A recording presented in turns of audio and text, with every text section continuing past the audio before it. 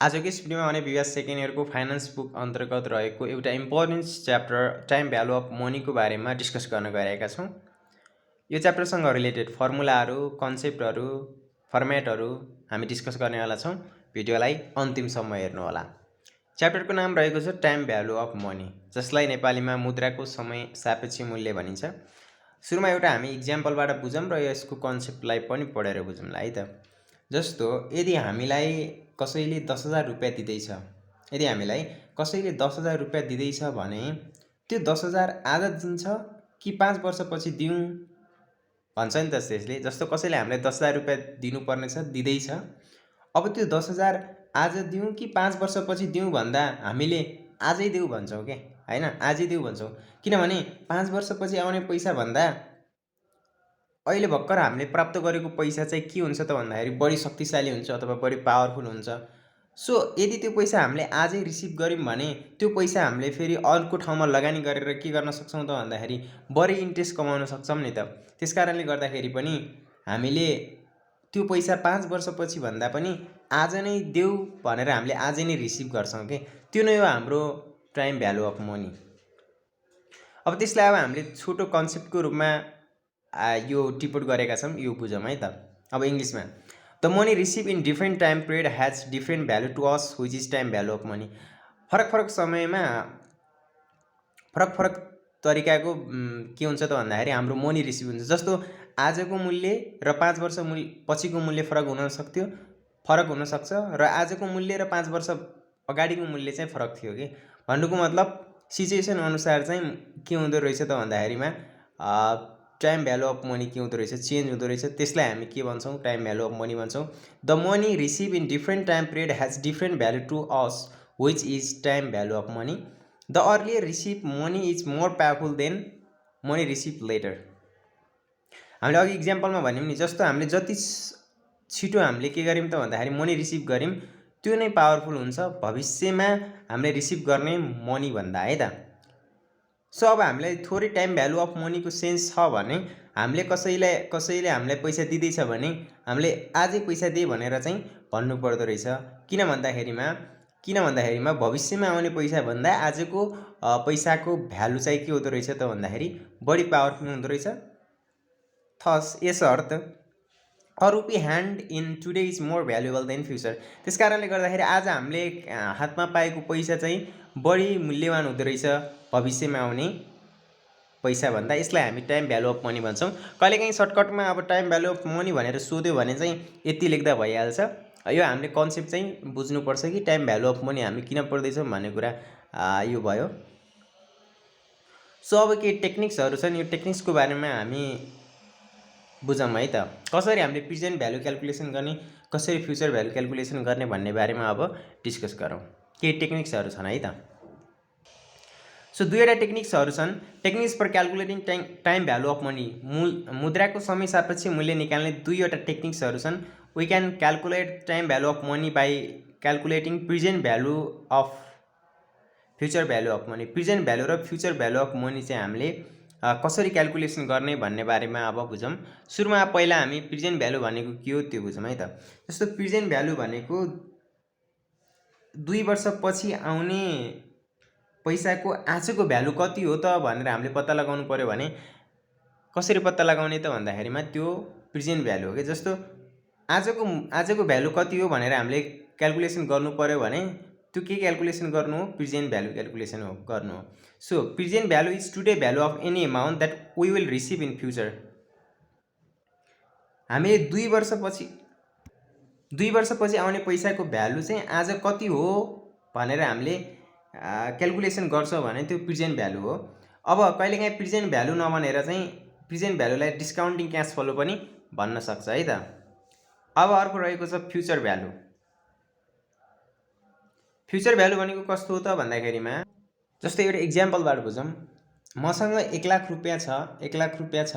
त्यो 1 लाख रुपियाँ मैले चाहिँ फिक्स डिपोजिट कुनै पनि ब्याङ्कमा लगेर फिक्स डिपोजिटमा राखेँ भने त्यसमा अब जोडिएको कम्पाउन्ड इन्ट्रेस्ट अबको 3 वर्षपछि मेरो खातामा कति पैसा हुन्छ त, त्यो के हो त भन्दाखेरिमा फ्युचर भ्यालु हो। त्यही क्यालकुलेसन गर्न त्यो अबको 3 वर्षपछि हाम्रो ब्याङ्कमा कति पैसा जम्मा हुन्छ भन्ने कुरा क्याल्कुलेसन कसले गर्छ त भन्दाखेरिमा फ्युचर भ्यालुले गर्छ। So future value is total value of money deposited including compound interest after certain time period. FV calculation is also called compounding of cash flow. यसलाई चाहिँ कम्पाउन्डिङ क्यास फ्लो पनि भन्ने गरिन्छ है त। सो अब हामीले प्रेजेन्ट भ्यालु र फ्युचर भ्यालुको अलिकति बुझिसकेपछि अब यसलाई हामीले न्युमेरिकली कसरी सोल्भ गर्न सक्छौँ त त्यो कुरालाई बुझौँ। Calculation of present value and future value. अब यो सुरुमा अब हामीले यो च्याप्टरलाई बुझ्नको लागि न्युमेरिकल प्रोब्लमलाई बुझ्नको लागि अब क्यास फ्लोको बारेमा अलिकति बुझ्नुपर्ने हुन्छ।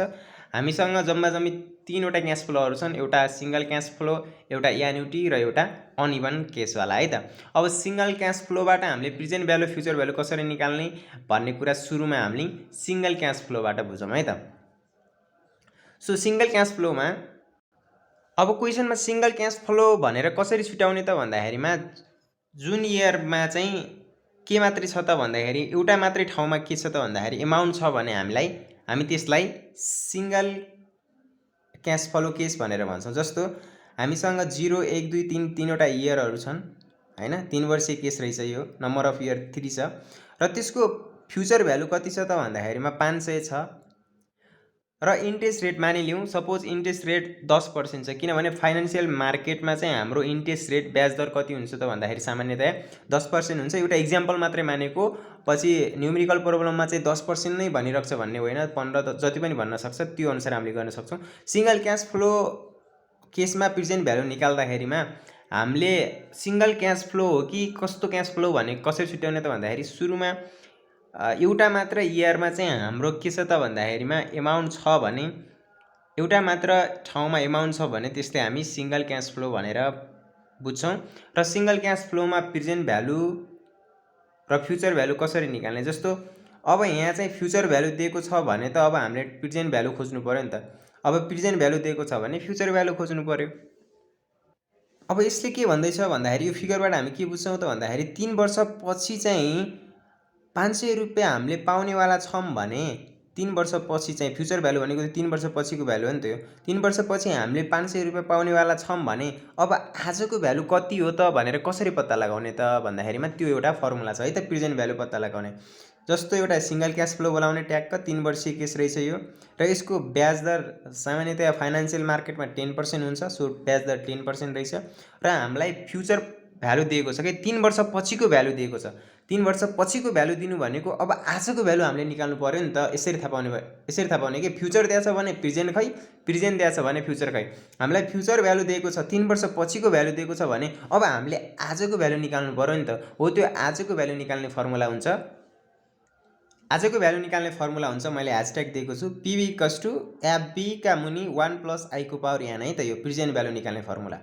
सो अब त्यही अगाडिको भ्यालु राख्दाखेरिमा प्रेजेन्ट भ्यालु = FB हाम्रो 500 छ नि त, 500 छ र 1 + इन्ट्रेस्ट रेट भनेको 10% छ। हामीले पर्सेन्टमा चाहिँ राखिरहनु हुँदैन है त, पर्सेन्टलाई चाहिँ हामीले दशमलवमा कन्भर्ट गर्नुपर्ने हुन्छ। 10% भनेको 0.1 अनि यो 3 वर्षीय केस हो। 3 वर्षीय केस नै हुन्छ भन्ने होइन, 4 वर्षीय, 5 वर्षीय, 6 वर्षीय जति वर्षीय केस पनि हुन्छ, त्यो क्वेसनले भनेअनुसार हामीले गर्नुपर्ने हुन्छ। यो एउटा इक्जाम्पल मात्रै लिएको। सो प्रेजेन्ट भ्यालु निकाल्नको लागि FE का मुनि 1 + I को पावर n गऱ्यौँ र यसरी भ्यालु पुट गर्दाखेरिमा अबको प्रेजेन्ट भ्यालु कति रहेछ त भन्दाखेरि आजको भ्यालु कति रहेछ त भन्दाखेरिमा 375.65 रहेछ है त आजको भ्यालु। यसरी हामीले प्रेजेन्ट भ्यालु क्याल्कुलेसन गर्न सक्यौँ।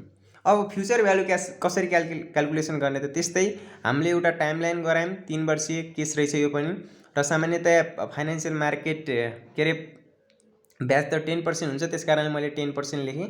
सो अब हामीलाई आजको भ्यालु दिएको छ है त, आजको भ्यालु 1000 रुपियाँ दिएको छ भने अब 3 वर्षपछिको भ्यालु पत्ता लगाउनु पर्ने रहेछ के। आजको भ्यालु चाहिँ 1000 रुपियाँ छ। जस्तो हामीले आज कुनै एउटा ब्याङ्कमा गएर हामीले खाता खोल्यौँ, हुन त 0 रुपियाँमा पनि अहिले खाता खोल्ने चलन छ, खाता खोल्न मिल्छ। तर हामीले 1000 रुपियाँ चाहिँ डिपोजिट गऱ्यौँ होइन, 1000 रुपियाँमा चाहिँ हामीले खाता खोल्यौँ भने अबको 3 वर्षपछिको भ्यालु कति हुन्छ त, अबको 3 वर्षपछिको भ्यालु कति हुन्छ त, 1000 रुपियाँबाट कति हुन्छ त भन्ने कुराको क्याल्कुलेसन गर्न सिक्दैछौँ। सो हामीलाई फ्युचर भ्यालु निकाल्नको लागि यहाँ अहिले प्रेजेन्ट भ्यालु दिएको छ, यो पनि यो अघिको जस्तै 3 वर्षीय केस रहेछ।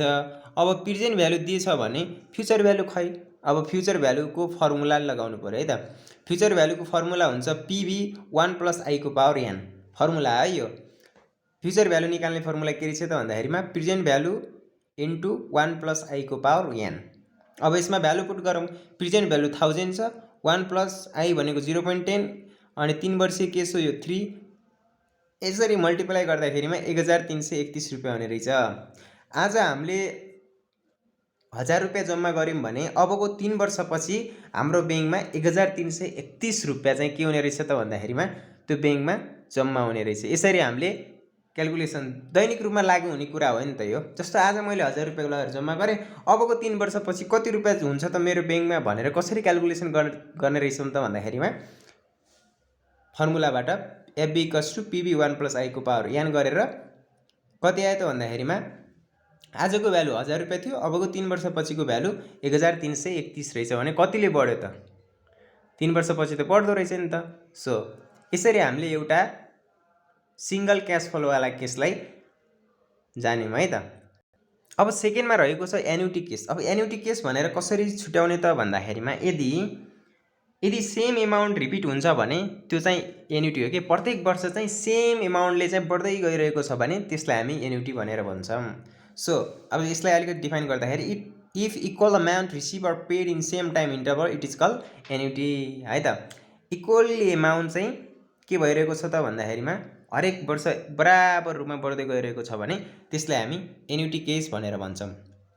सो अब एन्युटी केसमा पनि 3-4 वटा पर्दछन्। सुरुमा रहेको छ सिम्पल एन्युटी जसलाई हामी अर्डिनरी एन्युटी पनि भन्छौँ। अब यसलाई पनि एउटा टाइम लाइनबाट क्लियर हौँ है त। जस्तो यो पनि 3 वर्षीय केस मैले एउटा इक्जाम्पल लिएँ। 0, 1, 2, 3 तीनवटा वर्ष छन्। सो प्रत्येक वर्ष चाहिँ यसको एमाउन्ट चाहिँ सेम छ है त। प्रत्येक वर्षको एमाउन्ट सेम हुन्छ भने त्यसलाई हामी एन्युटी केस भनेर भन्छौँ भनिसकेपछि सो हरेक वर्ष चाहिँ कति छ त भन्दाखेरिमा 500 छ र यो चाहिँ जहिले पनि सुरुवात 1 बाट हुन्छ है त। फर्स्ट इयरबाट चाहिँ सुरुवात हुने गर्दछ, 0 बाट होइन कि फर्स्ट इयरबाट चाहिँ एन्युटी सुरुवात हुने गर्दछ। अब यसलाई बुझ्दाखेरिमा payments are made at end of the year भनेर बुझ्दा पनि हुन्छ है त। अब हामीले त्यसको प्रेजेन्ट भ्यालु अफ एन्युटी र फ्युचर भ्यालु अफ एन्युटी कसरी निकाल्ने त? सिम्पल एन्युटी केसभित्रको सिम्पल एन्युटीमा यदि प्रत्येक वर्षको एमाउन्ट सेम भइरहेको छ हैन, प्रत्येक वर्षको एमाउन्ट चाहिँ एउटै रेसियोमा बढिरहेको छ भने त्यस्तो अवस्थामा हामीले प्रेजेन्ट भ्यालु अफ एन्युटी कसरी निकाल्ने र फ्युचर भ्यालु अफ एन्युटी कसरी निकाल्ने त भन्दाखेरिमा प्रेजेन्ट भ्यालु अफ एन्युटी निकाल्नको लागि यो पेमेन्ट हो है नि त। पिएमटी भनेको पेमेन्ट प्रत्येक वर्ष चाहिँ 500 रुपियाँ के भइरहेको छ त भन्दाखेरिमा 500ले बढिरहेको छ, 500 रुपियाँ चाहिँ पेड भइरहेको छ, रिसिभ भइरहेको छ। सो अब त्यस्तो केसमा चाहिँ यदि हामीलाई क्वेसनले प्रेजेन्ट भ्यालु अफ एन्युटी निकाल भन्यो भने त्यसको फर्मुला हुन्छ payment into PVIFA i% N year. अब पिएमटीको ठाउँमा यो 500, पिभिआइएफए आईको ठाउँमा 10% र यानको ठाउँमा 3। अनि यो चाहिँ हामीले फाइनेन्सियल टेबल किन्न पनि पाउँछौँ र हाम्रो बुकको पछाडिपट्टि हेर्ने हो भने यसको भ्यालु फाइन्ड आउट हुन्छ प्रेजेन्ट भ्यालु अफ एन्युटी। त्यस्तै गरेर फ्युचर भ्यालु अफ एन्युटी निकाल्नको लागि पेमेन्ट एफबिआइएफए 1% एन इयर यो पनि पछाडि फाइनेन्सियल टेबल हेरेर हामीले क्यालकुलेसन गर्न सक्छौँ। यो एन्युटी केसभित्रको के भयो त भन्दाखेरि सिम्पल एन्युटी अथवा यसलाई हामी अर्डिनरी एन्युटी पनि भन्न सक्छौँ है त। हामीले सिम्पल एन्युटीको केस पढ्यौँ भने अब सेकेन्डमा रहेको चाहिँ एन्युटी ड्यू है त। एन्युटी ड्यू निकाल्ने फर्मुला पनि एकदम सिम्पल सजिलो छ ड्यू भन्ने बित्तिकै। सो अब यो चाहिँ सुरुवातबाटै स्टार्ट हुन्छ है त।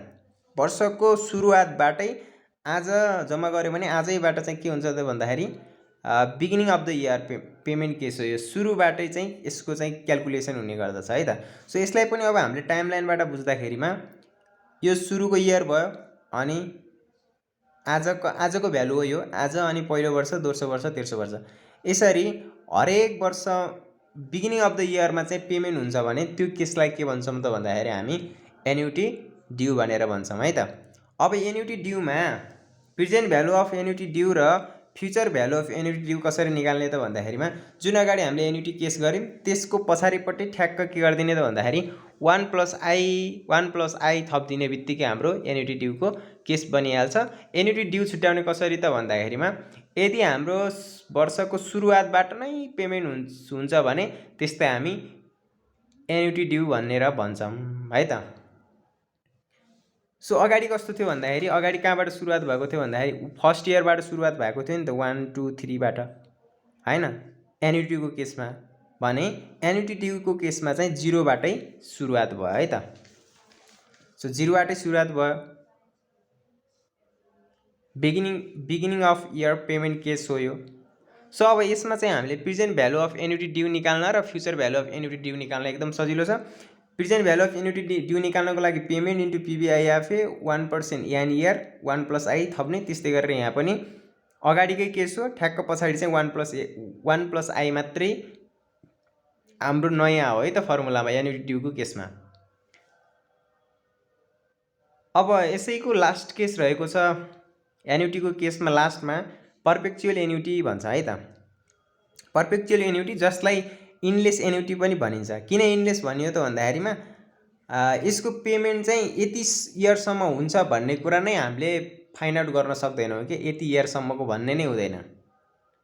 सो त्यस कारणले गर्दाखेरिमा यसलाई हामी इनलेस एन्युटी पनि भन्यौँ र त्यसै कारणले गर्दाखेरि हामीले टाइम लाइनमा पनि देखाएनौँ कि किनभने कति वर्षसम्म जाने त भन्ने कुरा नै हामीलाई थाहा हुँदैन। त्यस कारणले गर्दाखेरि यसलाई हामी पर्पेक्चुअल एन्युटी अथवा इनलेस एन्युटी भन्छौँ। सो यो निकाल्ने फर्मुला हुन्छ if payment are made for ever then it is perpetual annuity. जहिले पनि चाहिँ पेमेन्ट भइराख्ने कि कहाँसम्म गएर अन्त्य हुने भन्ने कुरा नै हामीलाई थाहा छैन भने त्यस्तो खालको एन्युटीलाई हामी पर्पेक्चुअल एन्युटी भन्छौँ अथवा यसलाई इनलेस एन्युटी पनि भनिन्छ। र यो निकाल्ने फर्मुला हुन्छ प्रेजेन्ट भ्यालु अफ एन्युटी बराबर पेमेन्ट बाई इन्ट्रेस्ट है त। अब फ्युचर भ्यालु किन ननिकालेको त भन्दाखेरिमा फ्युचर अब यसको चाहिँ कुनै छैन के अरे कहाँसम्म पुग्ने भन्ने कुरा नै थाहा छैन भने त त्यसको फ्युचर फिक्स भएन नि त। त्यस कारणले गर्दाखेरि हामीले प्रेजेन्ट भ्यालु अफ एन्युटी मात्रै निकाल्छौँ। यसलाई हामी यो अलि कमै इम्पोर्टेन्ट छ तर पनि फर्मुला जानिराख्दा राम्रो है त। पर्पेक्चुअल एन्युटी को केस पनि आइदिन सक्छ कहिलेकाहीँ, त्यस्तो अवस्थामा प्रेजेन्ट भ्यालु अफ एन्युटी मात्रै निकालिन्छ। प्रेजेन्ट भ्यालु अफ एन्युटी निकाल्नको लागि पेमेन्ट का मुनि इन्ट्रेस्ट गर्ने है त। अब हामी क्यास फ्लोको लास्टतिर आइसकेका छौँ। क्यास फ्लोको अन्तिम कुन हो त भन्दाखेरिमा अन्तिम केस हो अनइभन क्यास फ्लो केस है त। अनइभन क्यास फ्लो केस अथवा यसलाई हामी अनइक्वल भन्न सक्छौँ। अनइभन अनइक्वल भन्ने बित्तिकै अब के कुरा बुझ्ने त भन्दाखेरि प्रत्येक वर्ष यसको चाहिँ क्यास फ्लो फरक हुन्छ भने त्यस्तो खालको क्यास फ्लोलाई हामी अनइभन क्यास फ्लो अथवा अनइक्वल क्यास फ्लो भन्छौँ, जसलाई हामी टाइम लाइनमा पनि देखाउँछौँ है त। जस्तो 0 फर्स्ट सेकेन्ड थर्ड इयर यसै गरेर 3 वर्षीय केसको मैले इक्जाम्पल लिएको कारणले गर्दाखेरि हरेकमा 3 वर्षीय नै केस लिएको छु।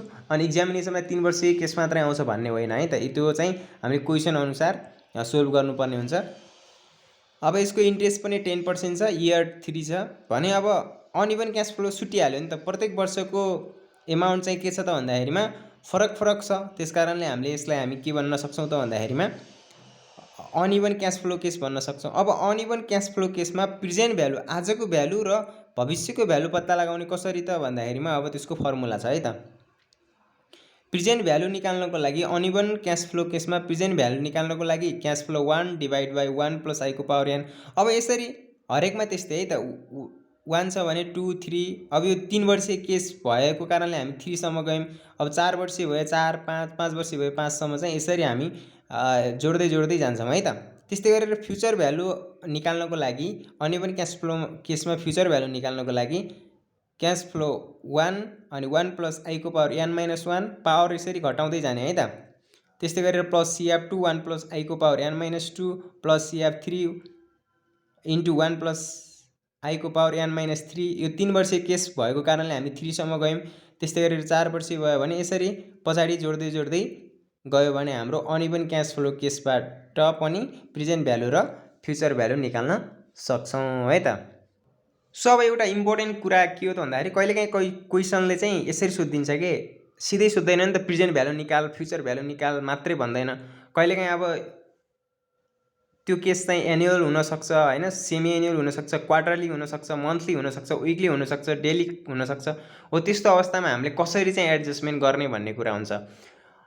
र त्यो एडजस्टमेन्ट गर्नको लागि सुरुमा हामी यो जान्नु पऱ्यो, compounding period or interest payment system भन्छ, जसलाई चाहिँ हामीले कम्पाउन्डिङ पिरियड भनेको कस्तो हो त भन्दाखेरिमा इन्ट्रेस्ट पेमेन्टको सिस्टमलाई हामी के भन्छौँ त भन्दाखेरि कम्पाउन्डिङ पिरियड भन्छौँ, इन्ट्रेस्ट पेमेन्टको सिस्टमलाई है त। त्यसलाई चाहिँ हामीले डिनोट गऱ्यौँ। अब यसमा चाहिँ धेरै तरिकाको चाहिँ पेमेन्ट गर्ने सिस्टम हुन्छ, जस्तो कसैको एनुअल हुनसक्ला, क्वेसनले भन्छ, कसैको सेमी एनुअल हुनसक्ला, कसैको क्वार्टरली हुनसक्ला, मन्थली हुनसक्ला, विकली हुनसक्ला, डेली हुनसक्ला, त्यो सबै कुरा भनेको हुन्छ। र त्यस्तो भन्यो भने के कुरामा हामीले एडजस्टमेन्ट गर्नुपर्छ भन्ने बारेमा सिकौँ है त। सुरुमा एनुअल कम्पाउन्डिङ भन्यो भने त्यसको चाहिँ एडजस्टमेन्ट गर्नु पर्दैन है त। एनुअल कम्पाउन्डिङ भन्यो भने त्यसको एडजस्टमेन्ट गर्नु पर्दैन। यदि क्वेसनले चाहिँ सेमी एनुअल कम्पाउन्डिङ भन्यो भने वर्षको 2 चोटि चाहिँ ब्याज तिर्ने भने हो नि त। सेमी भनेको त आधा हो, वर्षको 2 चोटि भने हो। सो त्यस कारणले गर्दाखेरि m = 2 हुन्छ होइन, m = 2 हुन्छ। सो अब त्यसमा चाहिँ हामीले के कुरामा एडजस्टमेन्ट गर्नुपर्छ त भन्दाखेरिमा इन्ट्रेस्टलाई चाहिँ 2 ले डिभाइड गर्ने र इयरलाई चाहिँ 2 ले मल्टिप्लाई गर्ने गर्नुपर्छ है त। इयरलाई चाहिँ 2 ले मल्टिप्लाई गर्ने सेमी एनुअल केसमा। त्यस्तै गरेर क्वार्टरली भन्यो भने क्वार्टरली भनेको 3 महिनाको बेसमा हुन्छ होइन, क्वार्टरली भनेको। सो त्यस कारणले गर्दाखेरि m = 4 त्यो निकाल्नको लागि हामीले के गर्नु पर्यो त भन्दाखेरिमा कसैको ब्याज दिने सिस्टम एनुअली हुन्छ, कसैको सेमी एनुअली हुन्छ, कसैको क्वार्टरली हुन्छ, त्यो मन्थली हुन्छ, त्यो क्वेसनले भनिदिएको हुन्छ है। त्यो कुराको चाहिँ एडजस्टमेन्ट कसरी गर्ने भन्ने कुरा चाहिँ यति कुरा जान्यो भने क्लियर भइहाल्छ। सो अब क्वार्टरलीको केसमा m = 4 भयो, अनि इन्ट्रेस्टलाई र हामीले इयरलाई मात्रै एडजस्टमेन्ट गर्नुपर्ने हुन्छ। इन्ट्रेस्टलाई चाहिँ 4 ले डिभाइड गर्ने र इयरलाई चाहिँ 4 ले मल्टिप्लाई गर्ने। त्यस्तै गरेर मन्थली कम्पाउन्डिङको केसमा चाहिँ के गर्ने त भन्दाखेरिमा इन्ट्रेस्टलाई 12 ले डिभाइड गर्ने र इयरलाई चाहिँ 12 ले मल्टिप्लाई गर्ने। त्यस्तै गरेर विकली कम्पाउन्डिङ भन्यो भने इन्ट्रेस्टलाई 52 ले डिभाइड गर्ने, त्यस्तै गरेर इयरलाई चाहिँ 52 ले मल्टिप्लाई गर्ने। खास गरी आइराख्ने भनेको सेमी एनुअली, क्वार्टरली, मन्थली चाहिँ अलि बढी आइरहेको पाइन्छ है त क्वेसनमा। यी कुराहरूलाई एडजस्टमेन्ट अलि बढी गरिराख्नु पर्ने हुन्छ है। सो अब डेली कम्पाउन्डिङ भन्यो भने अब डेली भनेको 365 दिनकै भइहाल्यो होइन। सो इन्ट्रेस्टलाई चाहिँ 365 ले डिभाइड गर्ने र इयरलाई चाहिँ 365 ले मल्टिप्लाई गर्ने। यसरी हामीले इन्ट्रेस्ट पेमेन्टलाई चाहिँ एडजस्टमेन्ट गर्न सक्छौँ। अरू कुरा चाहिँ प्रेजेन्ट भ्यालु निकाल भन्यो भने प्रेजेन्ट भ्यालु निकाल्ने, फ्युचर भ्यालु निकाल भन्यो भने फ्युचर भ्यालु निकाल्ने, एन्युटी केसको छ भने त्यही कुरामा हामीले एडजस्टमेन्ट गर्नुपर्ने हुन्छ। क्वेसनले चाहिँ यसरी सेमी एनुअली, क्वार्टरली, मन्थली भन्यो भने यी कुराहरूको कसरी एडजस्टमेन्ट गर्ने भन्ने कुरा चाहिँ सिकाएको मात्रै हो है त। ल अब हामी अर्को अलिकति जान्नुपर्ने कुरा के हो त भन्दाखेरि इफेक्टिभ एनुअल रेटको बारेमा पनि हो है त।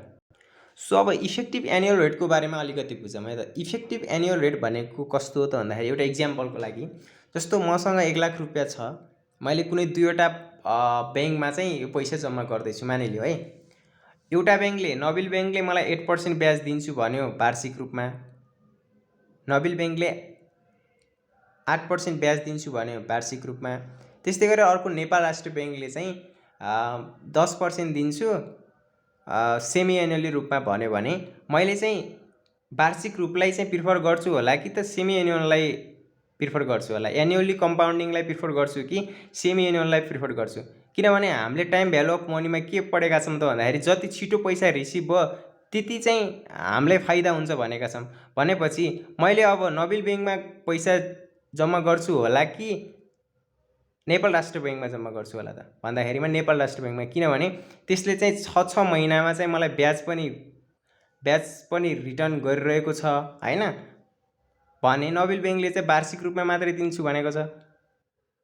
भनेपछि इफेक्टिभ एनुअल रेट भनेको के हो त भन्दाखेरि हामीले लगानी गरे बापत ब्याजको स्याज हामीले एकदम छिटो जसमा रिसिभ गर्छौँ त्योमा हामीले लगानी गर्छौँ नि त। त्यस कारणले गर्दाखेरि यो इक्जाम्पलमा हामीले नेपाल राष्ट्र ब्याङ्कमा नै के गर्छौँ त भन्दाखेरिमा मैले अथवा तपाईँले लगानी गर्छौँ।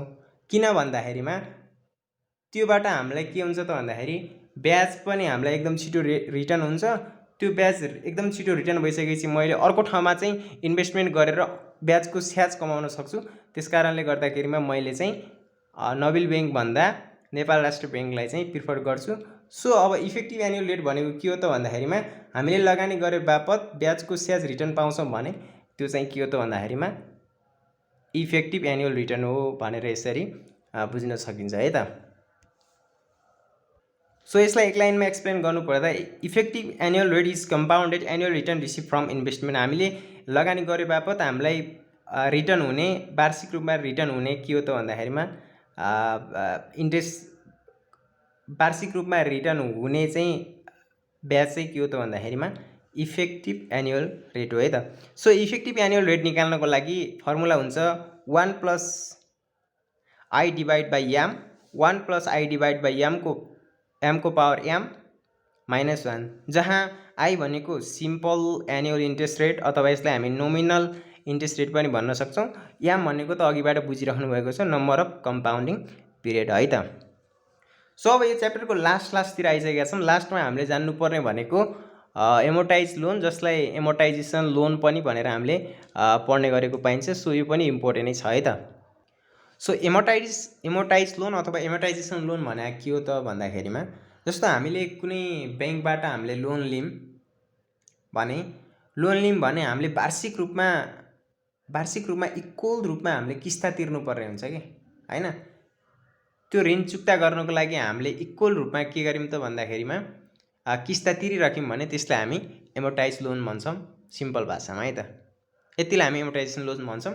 अब एमोर्टाइजेसन लोनको एउटा सेड्युल छ, त्यो सेड्युल कसरी फिलअप गर्ने त्यो कुरा हामी बुझौँ है त। सो एमोर्टाइजेसन लोन भनेको if you take loan and repay it by making equal instalment side it is call amortisation loan. यति नै भन्दा भइहाल्छ है त एमोर्टाइजेसन लोन भनेको। सो अब इन्स्टलमेन्ट अथवा पेमेन्ट, अब त्यो किस्ता कसरी निकाल्ने त हामीले हैन, वार्षिक रूपमा हामीले तिर्ने किस्ता कसरी निकाल्ने त भन्दाखेरिमा त्यसको फर्मुला हुन्छ इन्स्टलमेन्ट अथवा पेमेन्ट भनेर चाहिँ भन्न सक्छ है त। इन्स्टलमेन्ट अथवा पेमेन्ट भनेको एउटै हो।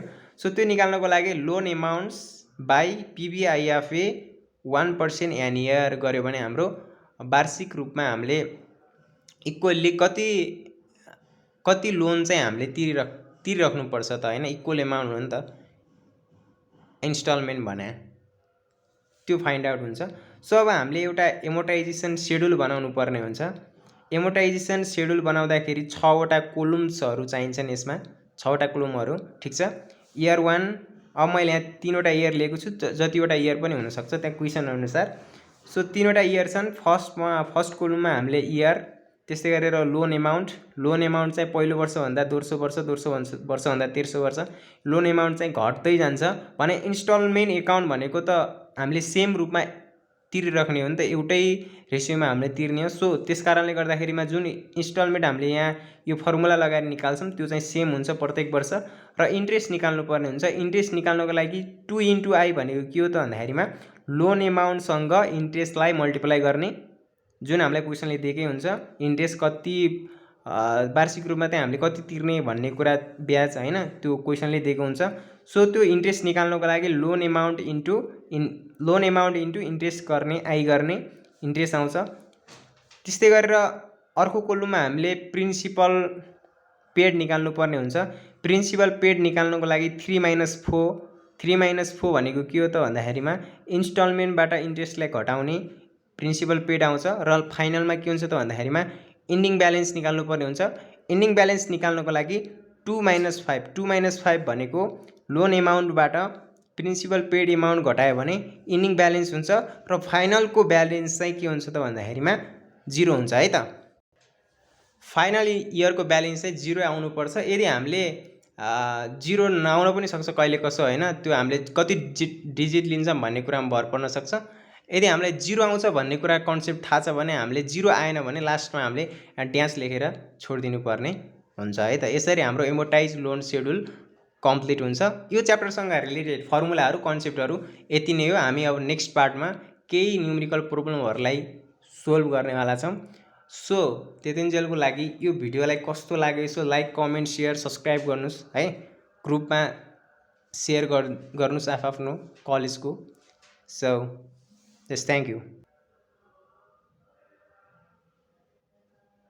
सर एकचोटि यति हेरिहाल्नुहोस् है त।